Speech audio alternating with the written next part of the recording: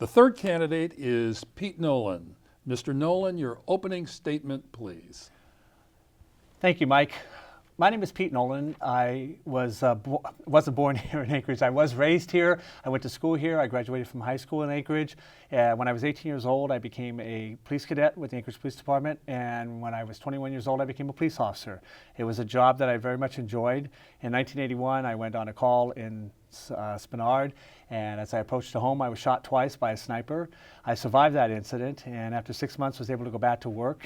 Unfortunately, I did have some long-term issues with the wounds that I received, and I did retire from the police department many years ago. I've been involved in community activities for many, many years.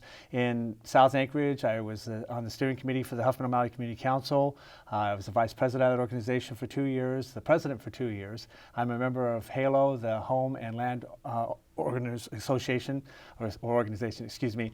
I was on the budget, I was on the Ethics Committee for the Municipality of Anchorage. I currently sit on the Budget Advisory Commission for the Municipality of Anchorage. So I have a chance to look at budgetary items for the school district as well as for the municipality. When Chris Birch was terming out of his seat, I knew that we needed a good person for South Anchorage, somebody who understood the issues in South Anchorage, somebody who understood some of the issues that face the municipality. I knew I was the person for that job. That's why I decided to run for the people of South Anchorage and for the people of Anchorage. You are, as you indicated, a newcomer to elective politics. If elected, what strengths will you bring to the Assembly? Well, as I said, community involvement is extraordinarily important. Having an understanding of what goes on in your own community. When you're a community council member, and certainly when you're a community council president, that gives you a lot of insight into the issues that are going on in your own community council district, but in also all the other districts and through the Federation of Community Councils. And through my association with that group, with HALO, which is an organization on Hillside, those things make your involvement in the community and your understanding of the issues for South Anchorage, Hillside, and Gerwood very, very important as an understanding of what it is that needs to be done in the Assembly. My work with the Budget Advisory Commission over the past years, my involvement in the Ethics Board, looking at everything from a $50 gift that's given to a teacher by a student's parents to what the mayor's up to was also very invaluable. Those strengths, I believe, with my community involvement over the years, my public safety, and my growing up here in Anchorage, make me the best candidate for the job. Okay, how much money have you raised, and who are your major contributors? We've raised about $45,000, currently still involved in the process of raising more money. My major competitors, is that what you asked? No, I just asked how much money have you raised? Oh, okay, great. About $45,000. And who are your major contributors? Oh, major contributors. We've had contributors from all across the board. One of the things, I'm an associate member of the Anchorage Home Builders Association. I've had some good contributions from that organization. Many conservative groups, people that I've worked with. I've never taken any PAC money from any of the unions, and so we haven't had any kind of support from that end of things. So mostly it's just been from those kind of groups and individuals. Okay, you touched on this a little bit, but let's try a little bit more detail. How do you distinguish yourself from your two opponents? Okay. Well, again, community knowledge and understanding of the issues. I believe that one of the things that happens when a person becomes an assembly person is that they don't understand, or they should understand, that there are two hats that a person wears when they're on the assembly. The one hat, of course, is the one where you go down to the City Hall and you sit in the assembly chambers and you are looking at all the different issues that face the municipality of Anchorage, from the budgetary issues to union contracts to all of those kind of things. But then there's the other one that you wear, and that is the one that's about the community that you're representing. This is a job that we're being hired to do by the people of South Anchorage. Those are the people who are going to ask you to take care of potholes in the road, or drainage issues, or variance issues, or the roads out in your district, and those are the people that you have to be responsive to. I believe that I have the experience, the knowledge, and the understanding in that type of community atmosphere to be the best person to do the job. That's one of the main things that distinguishes me from my opponents. It really is. The dispute over the Sullivan administration's revisions of the labor law have dominated Assembly news for more than a year. Do you support these changes? If so, why? And if not, why not? Well, AO 37 was a very good start to trying to have an ordinance that would essentially codify the way that we deal with our unions in the municipality of Anchorage. having a policy isn't good enough. Policy is an administrative thing where administrations have a guideline into how they will deal with the unions. What AL 37 did was it codified the whole process so that no administration could come in and make up whatever rules that they wanted to make up, and at the same time there'd be an understanding between unions and the administration of what they would be doing. AL 37 was a step in the right direction.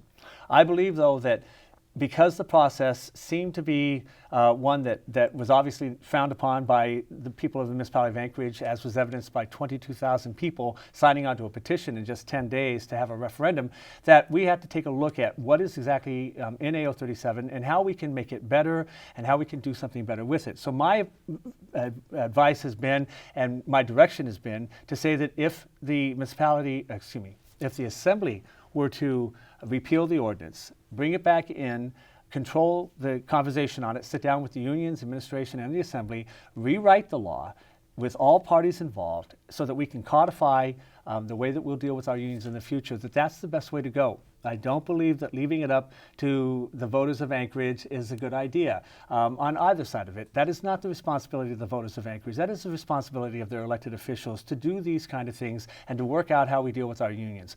Let's bring it back. Let's sit down. Let's talk to all parties involved and write a good ordinance so that we don't have to worry about referendums. We don't have to worry about people going to vote. We don't have to worry about any more of the divisiveness that this law has caused in the community, and we can come up with a good code that will go forward for all administrations when they are dealing with unions in the future. So that's my feeling on what to do with AO 37. You're a former police officer. Is the police union supporting you in this election? The men and women of the Anchorage Police Department are, in fact, endorsing my campaign, yes, as are the fire department.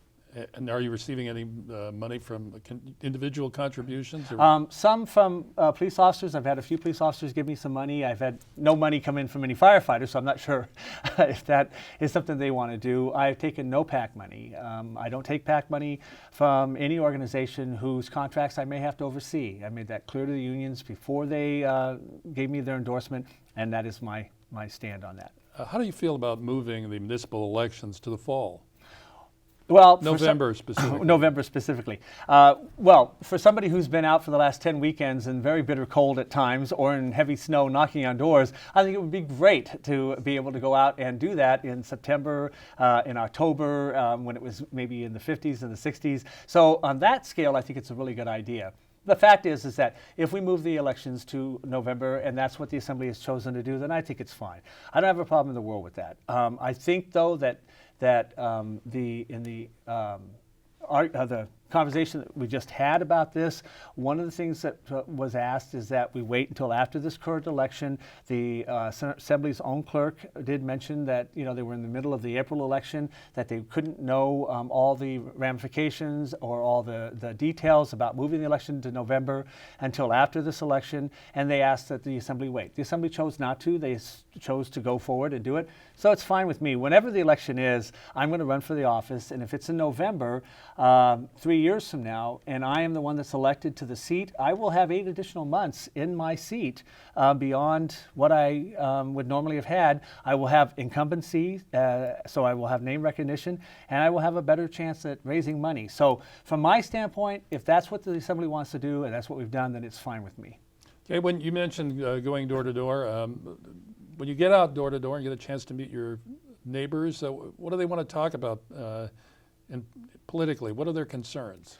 Well, it's all over the map. In the beginning, when we started this in January, I mean, not that many people wanted to talk about anything. Now people want to talk about all manner of things. But one of the things that they talk about a lot is the labor law, AO 37. It's an amazing thing that it comes up almost exclusively when you knock at people's doors. And by a margin, I would say of the people who talk to me about it, 75 to 25 are people who are against it. Now, I don't know if it's because of the process. I don't know if it's because they think that it wasn't done right, or because maybe they're members of a union family or whatever. Did that surprise you? It surprised me in an amazing way, especially in South Anchorage, because it is considered a more conservative district.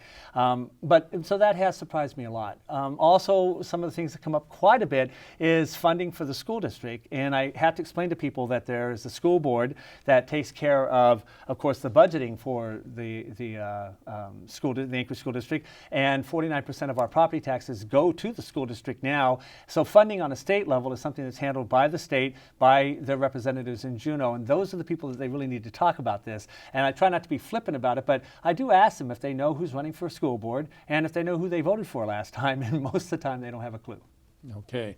The expansion rebuild of the Port of Anchorage seems to be an endless source of tribulation. There's charges of money wasted, delays, fingers have been pointed. This is a very difficult, messy, sticky situation as well as expensive. How do we get out of it? Well, I think that the Assembly has taken a step in the right direction by hiring a new firm, engineering firm, to work on the process. I know that that's been very controversial because that firm bought up VECO and we're suing VECO, so it's kind of like we're in this process of suing the people that we've just hired to do the port expansion, but it does need to be expanded. The fact is that port is the lifeblood of not only Anchorage, but the whole South Central region and into the interior. And it needs to be a port that can bring in more goods and services, a port that is more able to function in a manner that allows us to continue to be that lifeblood for the people of South Central Alaska and into the interior. There is a port across the inlet that I'm sure would like to expand and take on that role. I think Anchorage needs to be the port of the future, period. Changing gears, alcohol continues to be involved in a disproportionate percentage of crime and disorder. What can be done to reduce the damage alcohol does in our community? Well, that's always going to be a problem. I've been asked this question in the past, and I'll tell you, as a police officer 30 years ago, I saw that alcohol played the same role in destroying families, in killing people in car accidents, in being involved in shootings and knifings and all other manner of challenges. And it will probably always be a problem. Mitigating things that we've tried to do, and I think continue to do in Anchorage, is having treatment programs for chronic alcoholics, very stiff penalties for drunk drivers, having them lose their vehicles, go to jail. That is just, for me, one of my sticking points is drunk driving. And so I think that as a municipality and as a city and as just citizens of this state and of this country, that we have got to figure out ways that help treat alcoholism, treat the issues that are going on with it, help out in every way that we can, but more than anything, stop drunk drivers any way we can. And if that means stiffer penalties, if that means taking their vehicles so that they're not killing our children, our families, then I'm all for that. What's Anchorage's #1 transportation priority? Well, I think it should be, I actually had a chance to listen to a presentation by Transportation Department on this, and I think that the bus system in Anchorage needs to be improved, especially out into South Anchorage. There used to be a bus route into South Anchorage under the hillside, and I don't think that it went on long enough to have a really good fair shot at getting the riders to come to it. I think an expansion of the bus system, I think that taking the transit center out of downtown Anchorage and putting it into Midtown is a good idea. At one time, the transit center downtown was the hub for Anchorage, but as the city has grown, and certainly as it's grown out, it is really not that convenient. It's hard for the buses to find places to park. It discourages a lot of people downtown. And so as a transit center, I think that somewhere in Midtown, and I know that they're looking at some good sites for that, would be a very good place to do. So I think that should be one of our major transportation issues for the city of Anchorage. In 1 minute, tell us about taxes. We use the property tax here, we don't use the sales tax. Do we need to change our taxing regimen, and are we overtaxed, undertaxed, or about right? The Goldilocks test. The Goldilocks test. Well, I think that we're probably overtaxed at this stage of the game. We're spending a lot of money. We probably spend too much money. And I think that as a city and as an assembly, we need to take a look at ways to cut back on that. How do we do that? Well, one of the ways is how are we funding our government here in Anchorage? And mostly it is done by property taxes. I attended one of the mayor's symposiums on sales taxes, one that was done in Bayshore, and there were about 80 people that attended that symposium that night. They fed us and everything, so it was really nice. But we spent about 3.5 hours talking at different individual tables about the different issues going along with how we diversify our tax base in Anchorage. And the one underlying thing that came out of that whole thing to me, Mike, that was just fascinating was that if we were going to have a property tax, and make no mistake about it, we're going to have a property tax even if we have a sales tax. We cannot bring enough money in from the sales tax to totally eliminate property tax. The the feeling in the room was pretty much universal, that as long as we had both of them, nobody trusted government to not raise one or both. We're going And to so have to they leave it didn't wanna right have it. there. You bet. Thank you, Mr. Nolan, and thank you all to all the candidates who joined us here tonight. This concludes our program. You can view the entire running series, including interviews with the school board candidates, online at alaskapublic.org. The election is Tuesday, April 1st. Glad you were with us. Good night.